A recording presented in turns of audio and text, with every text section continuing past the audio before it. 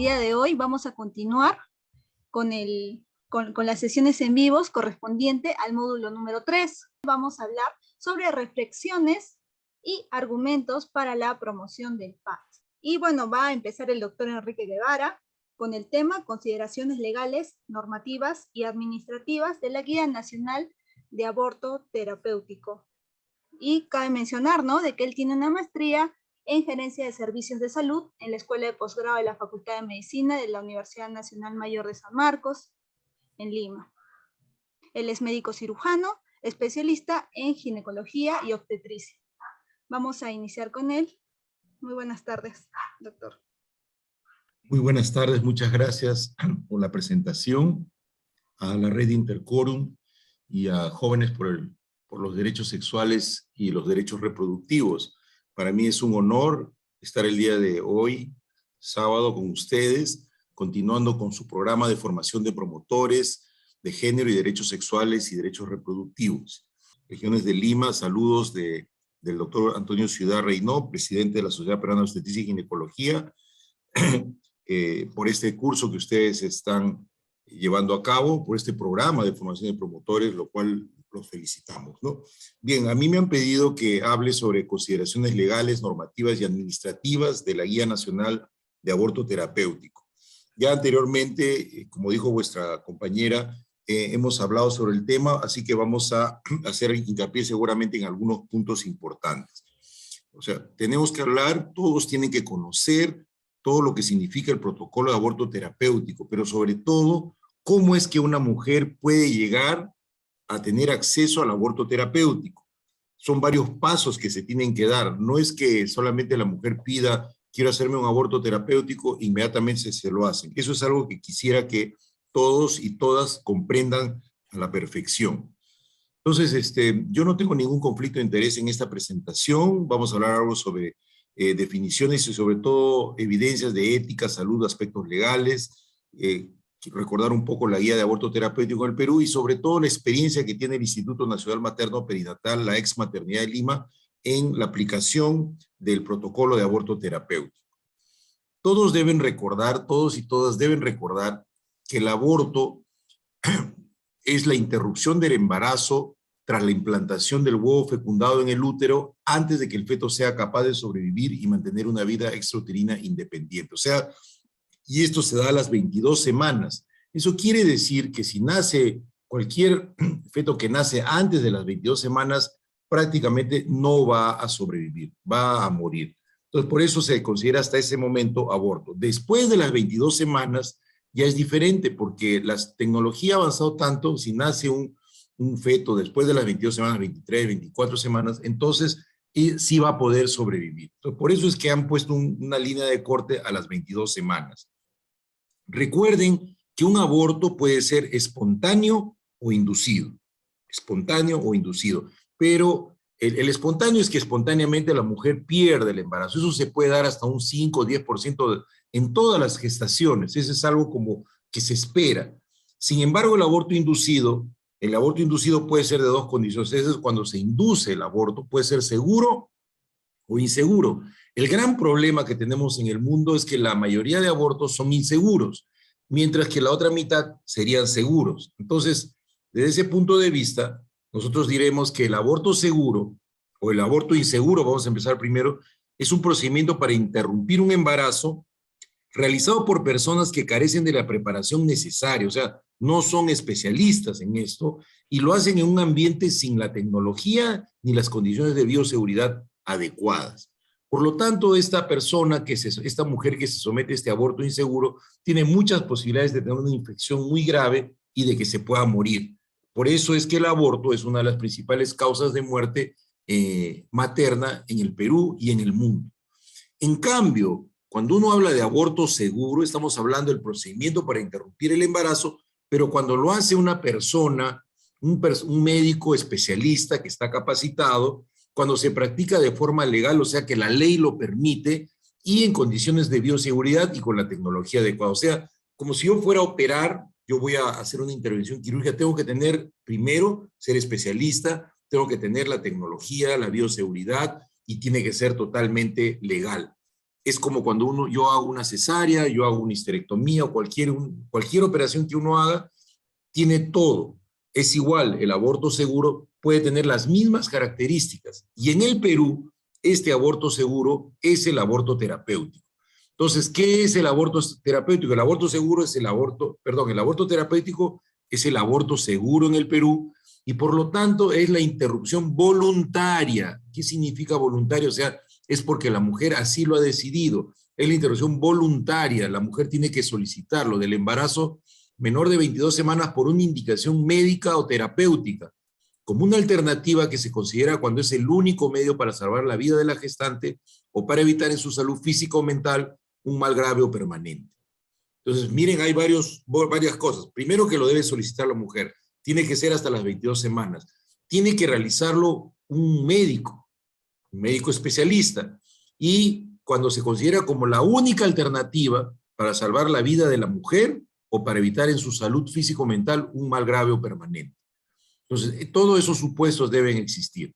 Y recuerden que la salud no es solamente no tener enfermedad, sino que la salud es gozar de un bienestar físico, mental y social. Además, recuerden que la salud es un derecho humano. Todos y todas tenemos derecho a la salud. ¿Por qué es importante los aspectos legales? Porque muchos dicen que el aborto terapéutico no es legal. Y cuando uno ve en el mundo, fíjense, en el mundo dicen el aborto, en la mitad del mundo todo lo que está de color azul, todos los países azules, el aborto es legal, el aborto es seguro y hay menos número de abortos. En cambio, en la parte del hemisferio sur, el aborto es ilegal, el aborto es inseguro, hay mayor número de abortos. Esas son las consecuencias cuando el aborto es ilegal. Entonces la mujer se practica en forma ilegal los abortos en forma clandestina y muchas fallecen. Acá en Latinoamérica y el Caribe, ustedes pueden ver que está totalmente prohibido todo tipo de aborto, sobre todo en el Caribe. Miren, Honduras, Nicaragua, El Salvador, República Dominicana, Haití, Jamaica y Surinam. Cuando está en riesgo la vida, Guatemala, Brasil, Panamá, Paraguay y Venezuela. Cuando está en riesgo la vida y la salud, aquí estamos nosotros, estamos con Ecuador, con Colombia, Chile, México y Bolivia. Y sin restricción alguna, Cuba, Guyana, Puerto Rico, Uruguay y recientemente Argentina. Esto es muy importante que tengamos en cuenta porque es diferente cómo está percibido el aborto en diferentes partes de acá de Latinoamérica, ¿no? Nosotros estamos todavía entre que está en riesgo la vida y la salud, pero se puede, justamente por eso es que podemos hacer el aborto terapéutico. Recuerden que en nuestro Código Penal, a partir del artículo 114 al 120, están todas las formas de aborto. Y ustedes van a ver que todas estas formas de aborto, como ven acá, todas están penalizadas, todas, pero el único que no está penalizado es este de acá, que es el artículo 119. Eso siempre recuerden. Artículo 119 dice que es el aborto terapéutico, es el aborto practicado por un médico con el consentimiento de la mujer embarazada o su representante legal, si lo tuviera, cuando es el único medio para salvar la vida de la gestante o para evitar en su salud un mal grave y permanente. Entonces, nosotros los médicos podemos realizar un aborto terapéutico, interrumpir un embarazo cuando esté en riesgo la vida de la mujer o su salud también está en riesgo, siempre y cuando ella lo solicite. Si ella lo solicita y nosotros hacemos una junta médica y decidimos interrumpir, yo voy a poder hacer un aborto terapéutico, voy a poder practicar el aborto terapéutico. Entonces, eso recuerden, es el artículo 119. Y acá está nuevamente, está en el Código Penal, revísenlo ustedes, vayan al artículo 119 que data desde 1924. Miren cuántos años tiene, ya va a cumplir 100 años, y no se practicaba o no se brindaba el acceso al aborto terapéutico a las mujeres.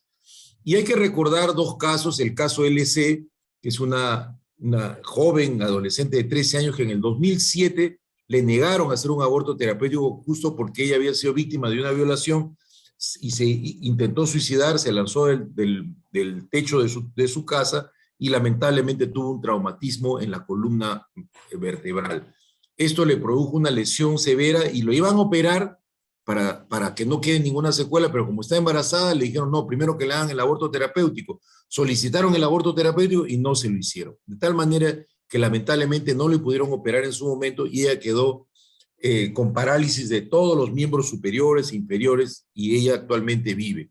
Y miren que el Comité para la Eliminación de la Discriminación contra la Mujer dijo que el Estado peruano debe establecer un mecanismo para el acceso efectivo al aborto terapéutico que garantice el derecho a la salud física y mental de las mujeres. Y además también recomendó despenalizar el aborto cuando tenga el embarazo como causa una violación o un abuso sexual. O sea, ya hay antecedentes, pero hasta ahora no lo pueden plasmar en las leyes. Igual el caso KL. En el caso de KL, una adolescente también de 17 años tenía un feto con anencefalia. ¿Qué es anencefalia? Que no tiene cerebro, no tiene cráneo, no tiene cerebro. Es un feto que va a morir al nacer. Es una malformación, vamos a llamarle letal. Entonces, la mamá de esta chica KL de 17 años pidió que le hagan un aborto terapéutico porque puso en daño su riesgo, su salud mental de ella, porque sufría mucho por el hecho de saber que tenía un feto con anencefalia y no le dieron. Así que eso se denunció al Comité de Derechos Humanos de las Naciones Unidas y en el 2005 dijo que ella había sido sometida a tratos crueles, inhumanos y degradantes. Debía dar una indemnización al Estado y además debían aprobar una guía clínica o protocolo nacional para la aplicación del aborto terapéutico. Miren, eso fue el 2005. Desde esa vez, entonces, ya el Colegio Médico del Perú ya había trabajado muchos años antes de 1970 que se podía hacer el aborto terapéutico y que inclusive podía haber una junta médica de 3 médicos para decidir si la mujer podía ser sometida al aborto terapéutico.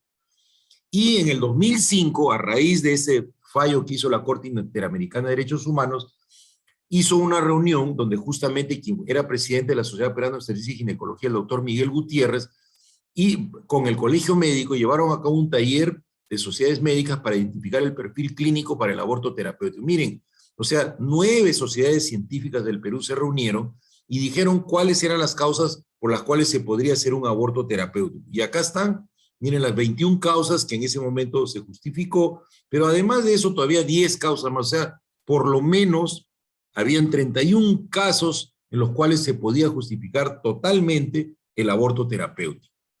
Y entonces es por esa razón que el Instituto Nacional Materno Perinatal hizo sus protocolos de aborto desde el 2007, 2010, 2017, 2018 y finalmente el 2020 actualizó. Y miren, la guía cuando se aprobó recién el 2014, esta es la guía nacional para la atención de la gestante y la interrupción voluntaria del embarazo. Esta es del 2014, recuerden, o sea que hay una guía, no solamente que hay un código penal, sino que ahora hay una norma que es de uso obligatorio, donde ahí señalan 11 causas para el aborto terapéutico, 10 bastante conocidas que son cáncer, problemas respiratorios severos, problemas cardíacos severos, problemas hepáticos severos, neurológicos severos, pero sobre todo en el número 11, fíjense, dice cualquier otra patología materna que ponga en riesgo la vida de la gestante o genere en su salud un mal grave y permanente. Debido a este punto, es que nosotros en el instituto le hemos agregado ahí qué patologías ponen en riesgo la vida o la salud físico-mental de la gestante. Miren, mujeres que están en diálisis, o sea que tienen insuficiencia renal, antecedente de psicosis puerperal, daño en la salud mental por presentar estrés postraumático, ansiedad, depresión severa e intento de suicidio ocasionado por tener un feto con malformaciones congénitas incompatibles con la vida. O sea, como el caso de KL, y daño en la salud mental por presentar estrés postraumático, ansiedad, depresión severa, intento de suicidio ocasionado por haber sido víctima de violencia sexual. O sea, tomando el caso de LC. Fíjense que esto lo hemos ampliado porque hacemos una interpretación amplia de lo que es salud y las mujeres está dañada su salud mental y eso lo explicará mejor la doctora Marta Rondón cuando ellas tienen un feto con malformaciones congénitas incompatibles con la vida y cuando han sido víctimas de violencia sexual. Eso lo hemos agregado en el protocolo en el 2020. Ahora, ¿qué hacemos para que la mujer llegue a tener acceso al aborto terapéutico? Miren, todo debe empezar con una consulta médica. En la consulta médica, el médico se dará cuenta de que, por ejemplo, esta paciente tiene un feto con malformaciones congénitas letales, una anencefalia. Entonces él le dice, ¿sabe qué, señora? Usted puede solicitar un aborto terapéutico si usted así lo considera. Ella, entonces, va a pasar con psiquiatría o psicología, donde efectivamente van a dar fe de que ella está está dañando su salud mental este hecho de tener un feto con anencefalia. Es una situación crítica para las mujeres. Entonces, ella está sufriendo y por lo tanto está dañando su salud mental. Entonces, si se verifica eso, entonces el médico le dice, ¿sabe qué, señora? Acá tiene usted una solicitud para que usted la llene, ella la va a llenar y en esa solicitud ella pide al director general para que le haga un aborto terapéutico, porque ella tiene un feto anencefálico y está en peligro su salud mental. Entonces la junta médica se reúne, revisa su caso, 3 médicos deben estar, 3 médicos, 3 médicas, 2 médicas, un médico, pero ellos revisan y van a dar fe de que efectivamente, como está en riesgo la salud mental, por que tener un feto anencefálico, aprueban el aborto terapéutico. Le llaman a la señora, le informan de que ya le han aprobado su solicitud y ella recibe una orientación consejería antes del procedimiento para que firme el consentimiento informado. Esto es importante. La mujer, cuando llega al hospital, le hacen firmar una hoja de consentimiento informado donde ella acepta voluntariamente que le hagan el aborto terapéutico. Una vez firmado, entonces ya los médicos en el servicio ven qué procedimiento van a utilizar para la interrupción del embarazo. Usualmente lo que se usa en el Perú es el misoprostol y con eso le ponen misoprostol por vía vaginal hasta que se produce la expulsión del feto y del producto y luego le pueden hacer o una aspiración o un legrado. Últimamente estamos tratando de que ingrese la mifepristona, que es un medicamento que solamente necesitaría usarse la mifepristona, una pastillita y 4 pastillas de misoprostol, y con eso se interrumpe inmediatamente, bueno, a las 24 horas se produciría la interrupción del embarazo. Esto es un gran avance en la ciencia, lo usan en todos los países del mundo. Acá lamentablemente en el Perú todavía no ha sido aprobado, está aprobado en Colombia, está aprobado en México, está aprobado en Uruguay. No, en Uruguay está en vías de aprobación también, pero acá en el Perú todavía no está aprobado. Esperemos que muy pronto tengamos esa buena noticia. Una vez que se ha hecho el procedimiento, que se interrumpió el embarazo, entonces se le puede dar un anticonceptivo, como ustedes ven acá, y los anticonceptivos de mayor eficacia para que la mujer no salga embarazada por ninguna razón, justamente son el implante subdérmico y el dispositivo intrauterino. Esos son los mejores métodos anticonceptivos para que ella no vuelva a salir embarazada.